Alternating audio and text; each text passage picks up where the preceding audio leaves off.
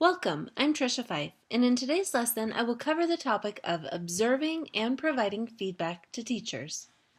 In this video lesson, we will work towards several learning objectives and will use the following two questions to guide our learning. What are best practices involved in observing teachers? And what are best practices involved in providing feedback? Today we'll start by discussing some tips that will be helpful in making observations effective and efficient as coaches. These ideas are considered best practices for coaching. First and foremost, as coaches, we need to make sure that we are thoroughly prepared for observations that take place. Not only should we communicate with the teacher before the observation so that we can gain insight on that teacher's goals and specific methods of teaching and assessing, but we should ensure that we have copies of the lesson plan that will be used so that we can look over it and brainstorm any questions that we might have. It's also helpful to ask the teacher what the focus of the observation should be. Reflecting on observations that we have completed on the same teacher in the past is also a helpful part of this process. For several reasons, it's essential to be timely and ready with materials needed.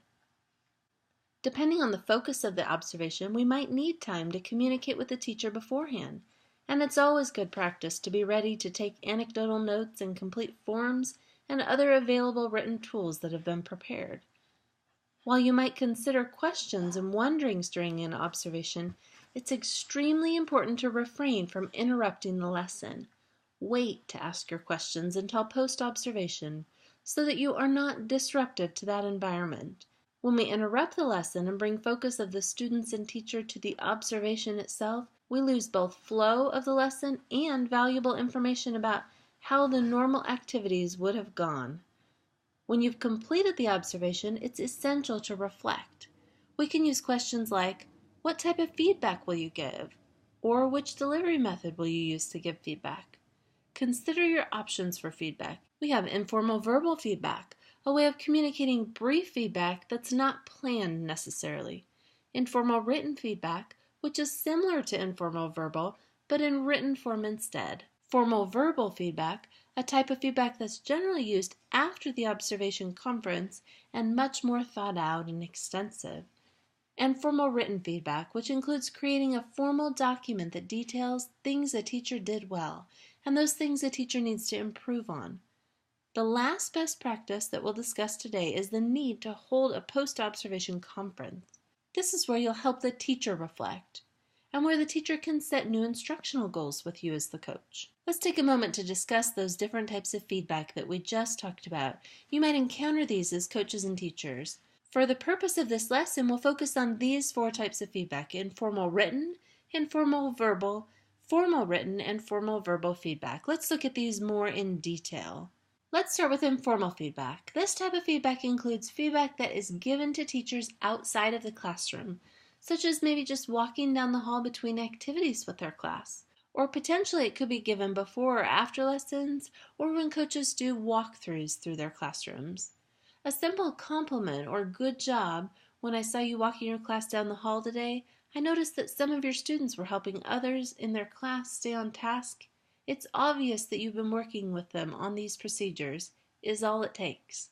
When a coach chooses to write a quick note with the same feedback, it's considered informal written feedback.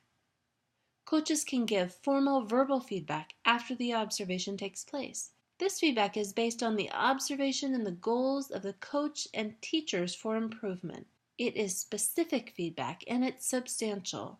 Before this conversation, the coach needs time to process the observation and thoughts. Oftentimes, this type of conference might include the coach offering suggestions or discussing questions that might have come up on the coach's end. When feedback is given to the teacher in written document form regarding the observation, it's considered formal written feedback. Not only does formal written feedback include written feedback and thoughts from the observation, but it should also include information about the conference itself that took place after the observation. Because this type of feedback includes written documentation of the goals discussed, it's an extremely valuable type of feedback. Let's talk about what we learned today. We looked at the following questions. What are best practices involved in observing teachers? And what are best practices involved in providing feedback? In today's lesson, we talked about 4 different types of feedback that instructional coaches use with teachers: informal written feedback, informal verbal feedback, formal written feedback, and formal verbal feedback. We also discussed some best practices for coaching. These include being prepared and punctual, reflecting on prior observations, and refraining from asking questions during the observation itself so that you do not interrupt the flow of the lesson. Now that you're more familiar with these concepts and best practices, let's reflect. Have you been a part of the process of observations and opportunities for feedback? Which of the 4 types of feedback do you see being used most frequently in your school? Why? Thanks for joining me today in discussing the lesson, Observing and Providing Feedback to Teachers. I hope you found value in this video lesson and are able to apply these ideas and concepts and best practices to your own teaching and coaching. Now it's your turn to apply what you've learned in this video. The additional resources section will be super helpful. This section is designed to help you discover useful ways to apply what you've learned here. Each link includes a brief description so you can easily target the resources that you want.